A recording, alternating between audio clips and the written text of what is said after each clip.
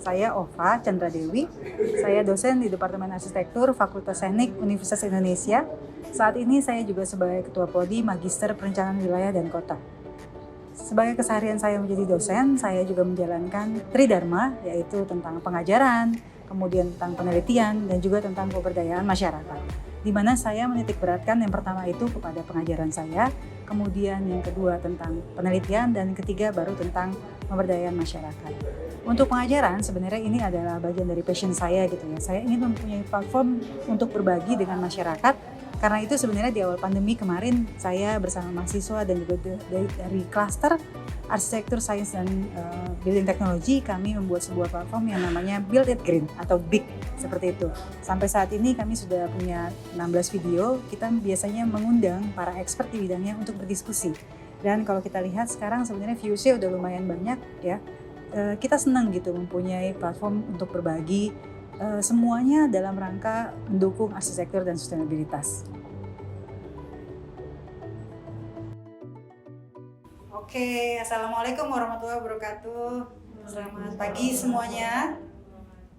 Selamat bergabung kembali di kelas kami di Arsitektur dan Sustainabilitas. Perkenalkan, saya Ova Chandra Dewi, saya Koordinator Cluster Architectural Science and Building Technology di Departemen Arsitektur Fakultas Teknik Universitas Indonesia.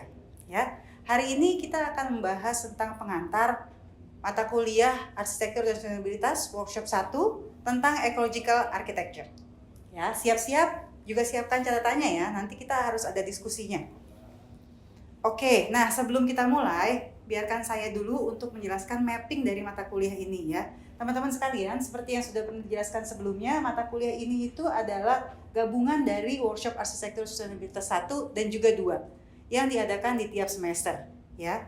Tiap straight ini dia terdiri dari 3 modul ya. Modul yang pertama itu adalah arsitektur dan sustainabilitas, ini belajar tentang konteksnya dan itu ada kita hari ini.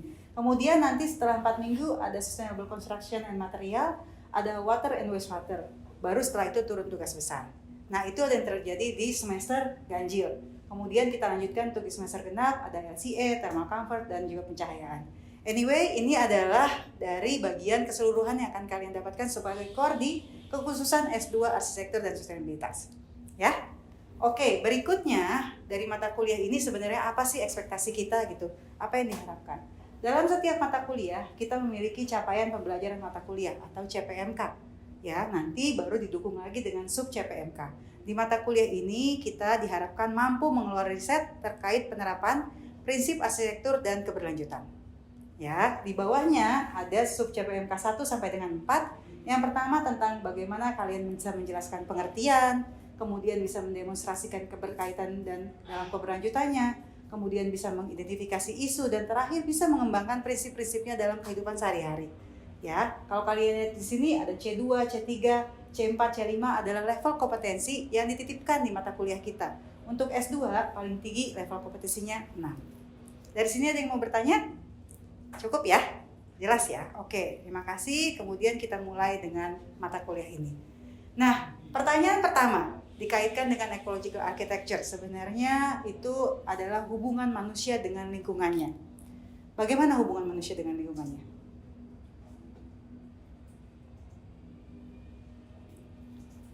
Ada yang mau jawab? Oke, lanjut dulu ya.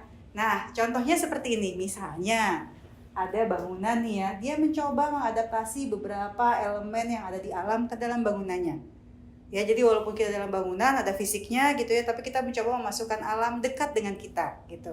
Nah, kemudian ada juga bangunan yang ini dari bangunannya Kenyang di Singapura, Solaris gitu, itu juga sama, levelnya seperti itu, memasukkan si alam itu ke dalam bangunannya lebih banyak lagi. Artinya apa? Ketika kita mengambil sesuatu, kita coba memberikan sesuatu juga. Ya, intinya seperti itu. Nah, dilanjutkan, jadi definisi untuk yang gamblangnya tentang ecological architecture adalah the philosophy of sustainable development applied to architecture focuses on the design and construction of environmentally friendly buildings. Thus, the ecological architecture strives to implement clean technologies, minimize environmental impact, reduce energy consumptions, improve building management and health of users. Jadi kalian bisa lihat di sini ya, sebenarnya yang ditekankan ada eco-friendly buildings, kemudian ada environmental impact, dan terakhir dia tidak pernah lupa untuk kesehatan penggunanya. gitu. Jadi selalu ada unsur orang-orangnya juga. Oke. Nah, kalau kita lihat di sini ecological architecture itu apa sih goalnya? Ada banyak ya, terutama ada kaitannya dengan natural, cultural, dan juga technical. Nanti kalian bisa pahami lagi semuanya nih satu-satu yang ada hubungannya dengan manusia dan juga lingkungannya. Poinnya adalah sustainable architecture work must be responsible to climate. Ya, jadi kalau misalnya kita sebagai arsitek bekerja kalau nggak ada hubungannya sama lokal konteks ya, yang ada nanti bangunannya akan merugi karena konsumsi energinya sangat tinggi sekali gitu. Ya. Oke, sampai sini ada yang mau bertanya? Lanjut dulu. Oke. Sip. Nah, ini yang sering kita lihat ketika kita bicara tentang keberlanjutan. Ada 3 pilar, yaitu ada environment, economic, dan juga sosial. Kita nggak pernah lupa di antara keduanya itu selalu ada politik. Karena kita ada di urusan manusia dengan manusianya, ya. Tapi di tengah-tengahnya ada ecological design responsive to ecological concern. Di sini ada nature society, kalau misalnya di environment, ada interactions of organism in environment. Jadi bukan cuma kita doang sama lingkungan kita, tapi juga sesama mereka gitu ya. Ada mental ecology di sosial, ada social ecology, dan juga ada ekonomiknya itu bagaimana pekerja-pekerjanya, sosialitanya seperti apa gitu, bagaimana penghasilannya dan lain sebagainya. Oke? Nah, dari situ kita akan masuk ini baru core-nya ya, yang tadi adalah pembukanya. Kalau di hari ini kita akan bicara tentang 2 hal, bagaimana ecological architecture itu berespon terhadap tropical climate dan juga bagaimana dia berhubungan dengan environmental condition dikaitkan dengan teknologinya. Ya, nanti akan ada assignment buat kalian, tugas dilakukan 1 minggu sebagai bahan diskusi di minggu depan. Ya. Oke. Nah, kita mulai lagi dengan ecological architecture in response to tropical climate. Ini kalau bisa dilihat dari gambarnya jelas ya ini ya, tropical climate ya. Banyak hutan hijau tropisnya. Satu teori diambil di sini sebagai pembuka. Ini yang penting, ecological design is essentially one of the effective integrations of all our human-made system with the natural system and process in the biosphere. Ini katanya pakainya. Ecological integration is regarded as fundamental issues that we as human must resolve.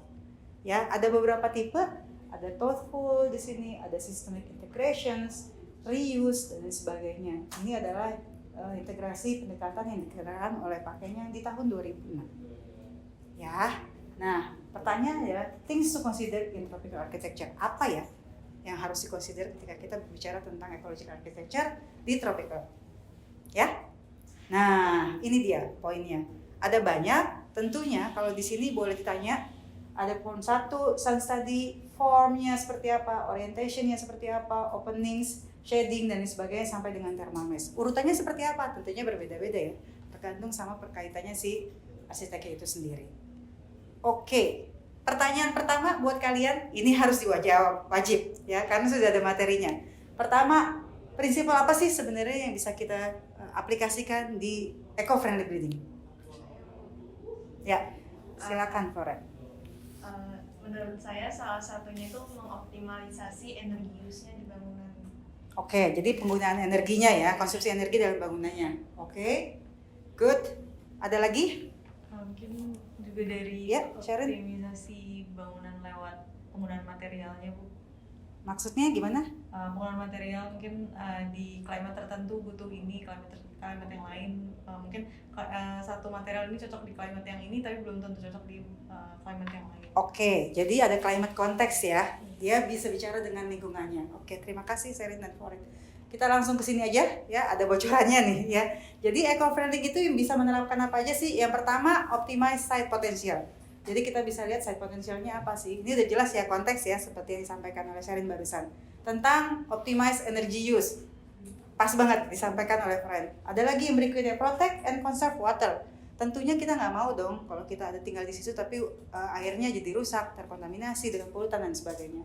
Ada optimize building space and material use, kemudian enhance indoor environment, dan terakhir ada tentang building managementnya.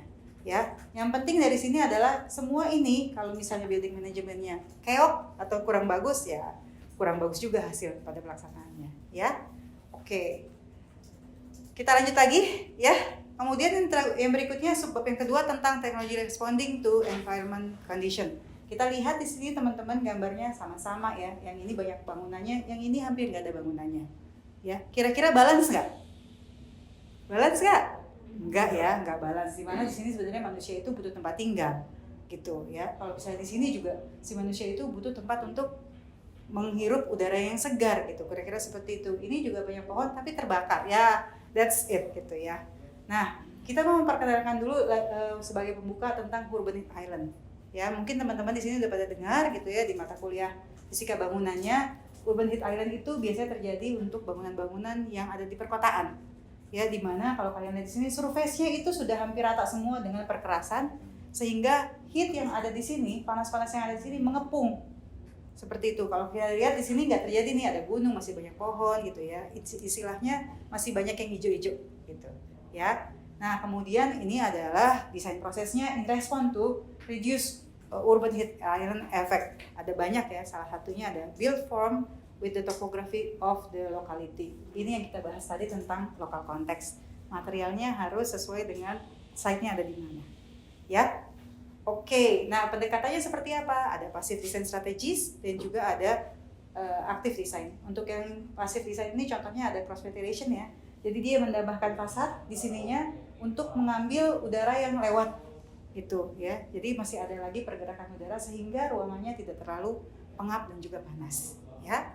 Nah, untuk yang aktif ini sepertinya ada green roof summer gitu ya, tapi di bawahnya itu ada pengudaraan. Jadi dia semacam mengcover si surface itu menjadi lebih dingin dari yang seharusnya. Kalau misalnya green roofnya nggak ada.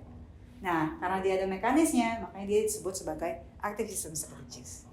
Ya, seperti itu kira-kira. Nah, pertanyaan selanjutnya, ketika kalian mendengarkan kata ecological architecture, apa yang kalian pikirkan? Berarti dulu? Ya, boleh, silakan. Mungkin kalau dari saya itu lebih mempersiapkan lingkungan sekitar menjadi lebih mandiri dan lebih tangguh. Oke, sip. Berarti kita sedang mempersiapkan lingkungan kita supaya bisa bertahan lebih lama gitu ya. Kira-kira gitu. Makasih Kevin. Nadia ya, Nadia silakan. Kalau menurut saya juga setuju sama yang Lutfi bilang, cuma namanya sedikit, mungkin kita lebih juga prepare ke arah global warming, jadi bisa mencegah si global warming dengan membuat tadi yang di awal Bapak bilang bahwa antara lingkungan tempat manusia tinggal itu dia harus lebih balance gitu antara bangunan dengan lingkungan hidupnya. Gitu. Oke, siap. Jadi kita sebenarnya berbincang tentang balance tadi itu ya, bagaimana manusia dengan lingkungannya. Kita hadir di situ tapi tetap terjaga lingkungannya ya. Oke, terima kasih Nadia. So, kita hampir selesai mata kuliahnya. Terima kasih banyak sudah berdiskusi. Ini adalah pesannya tentang design ecological architecture which integrates with human beings, living spaces, and natural built environment.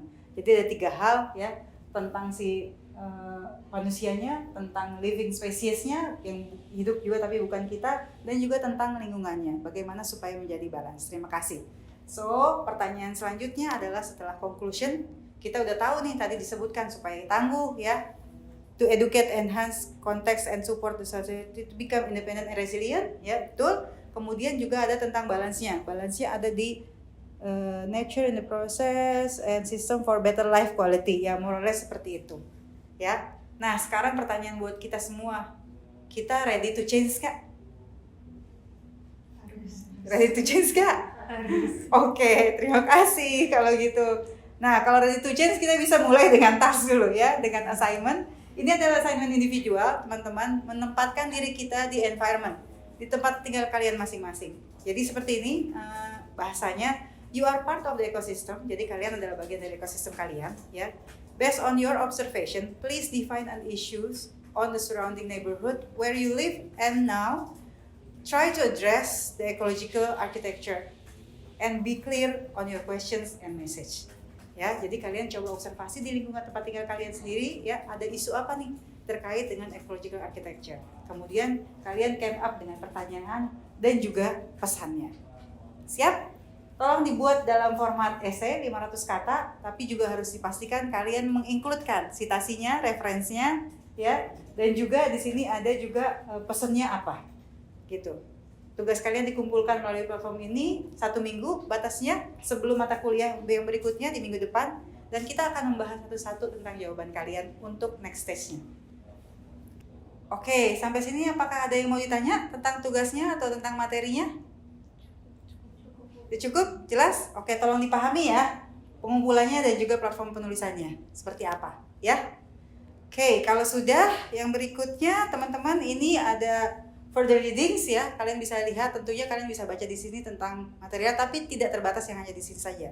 Kan kita punya folder buku tentang sustainabilitas tuh ya, boleh diakses dan juga baca-bacanya ada di situ semua.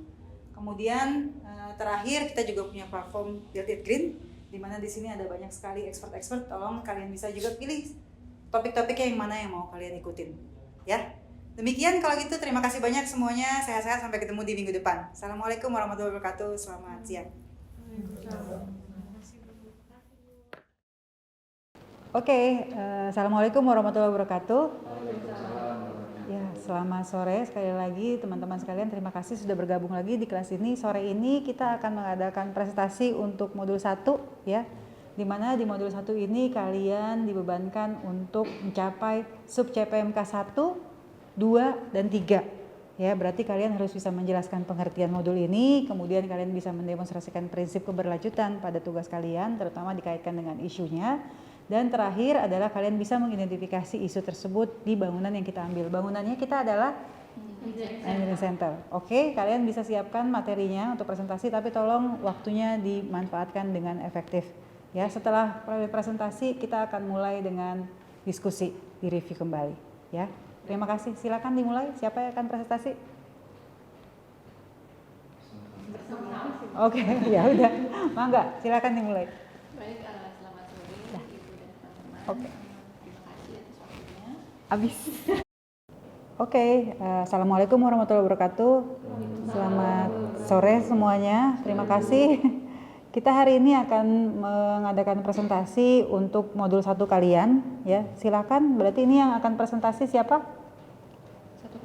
Satu kelompok. Oke, semuanya akan dibawakan oleh Clarissa. Mohon dijaga waktunya ya, karena setelah ini kita akan ada diskusi. Ya. Silakan. Baik, terima kasih Bu Ova dan selamat sore atau siang teman-teman. Jadi pada kali ini kami akan mempresentasikan judul penelitian kami yang berjudul The Hybrid Cycle Analysis of Facade in Engineering Center to Achieve Concept of Building Circularity with a Design Implementation. Jadi untuk metodenya itu dimulai dari observasi, dengan studi kasusnya itu adalah engineering center yang ada di FTUI. Dengan masalahnya itu ada beberapa bagian fasad yang sudah rusak dan material dari fasad tersebut memiliki segala potensi untuk menjadi limbah dari konstruksi. Dan juga dari konstruksi tersebut kita mencari literatur studi yang membahas mengenai building circularity dan hybrid cycle, mengenai biological dan secara teknikal. Dan di circularity indicator tersebut dibahas juga mengenai impact terhadap lingkungan, renewability, efisiensi dari recycle proses, dan lifespan-nya. Dan di sini juga didapatkan parameter berupa material transport, material flow yang bisa dibahas secara existing dan di bangunan yang hybrid. Lalu nanti juga akan dibahas mengenai preseden yang akan kami jadikan acuan untuk intervensi. Terus nanti ada design exploration hingga desain implementasi berupa intervensi yang juga nanti outputnya itu sudah dihitung melalui WC calculation dan juga circularity design ranking.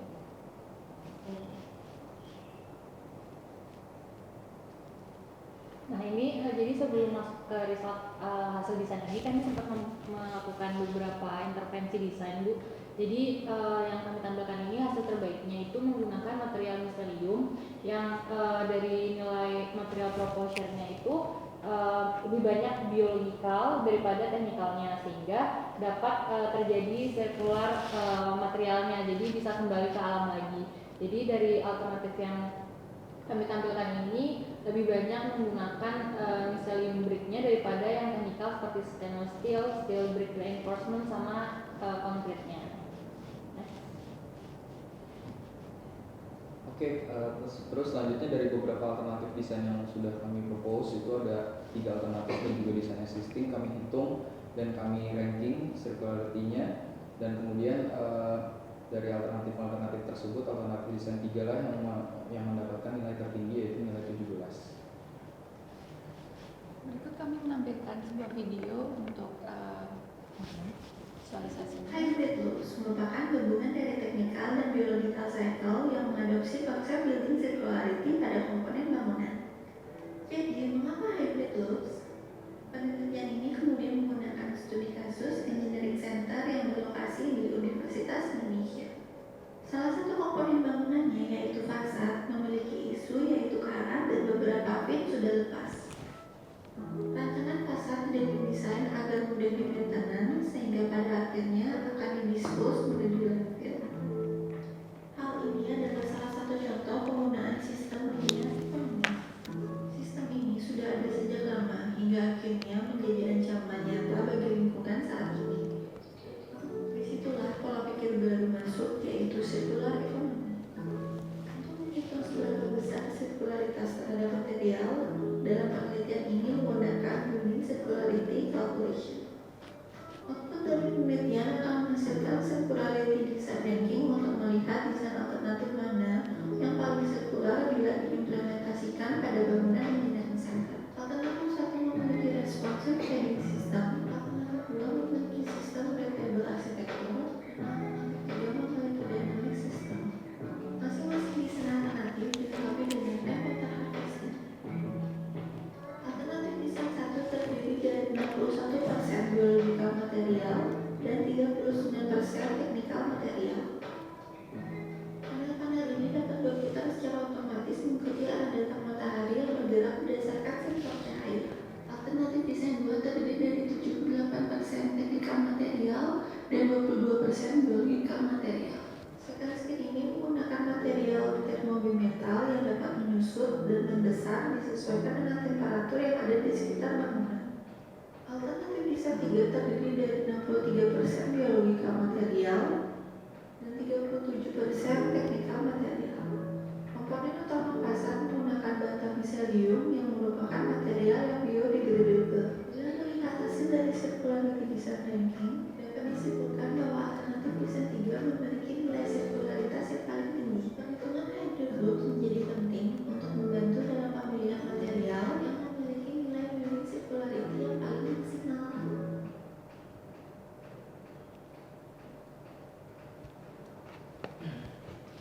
Sudah selesai?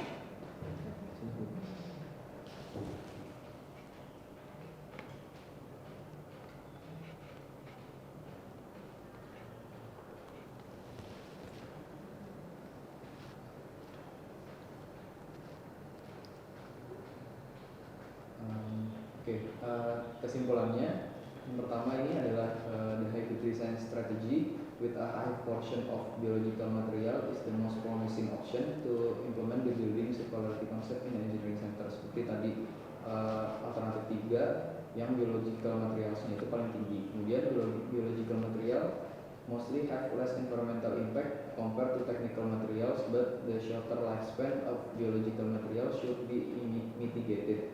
Atau dengan kata lain, biological material itu harus dimitigasi karena sebagian besar memiliki lifespan yang lebih rendah dibandingkan dengan technical material. Selanjutnya, penggunaan biological material juga harus dilengkapi dengan maintenance planning yang baik agar shorter lifespan-nya itu tidak menjadi sebuah kelemahan dari biological material tadi. Dan terakhir, penggunaan durable material, technical material seperti stainless steel harus dipertimbangkan kembali karena dia memiliki impact kepada environment yang lebih tinggi dibandingkan dengan biological material.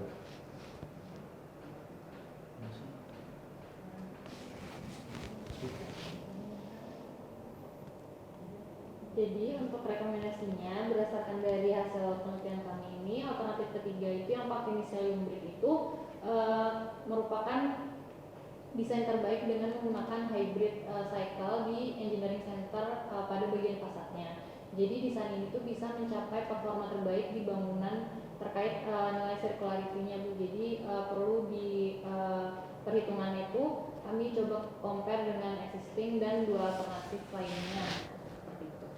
Mungkin itu yang bisa kami presentasikan hari ini. Terima kasih banyak. Mungkin bisa melanjutkan diskusi kali ini. Terima kasih Kelompok 1 untuk presentasinya. kalau boleh saya ulangi, berarti kalian mengambil isunya itu adalah kondisi bangunannya yang ada karatnya ya, seperti itu. Bagian fasad. Kemudian kalian muncul dengan fasad ya. Boleh dimunculkan lagi yang slide ada miseliumnya tadi itu. Nah, oke. Nah, ini kan sebenarnya ada bagian yang agak sensitif ya.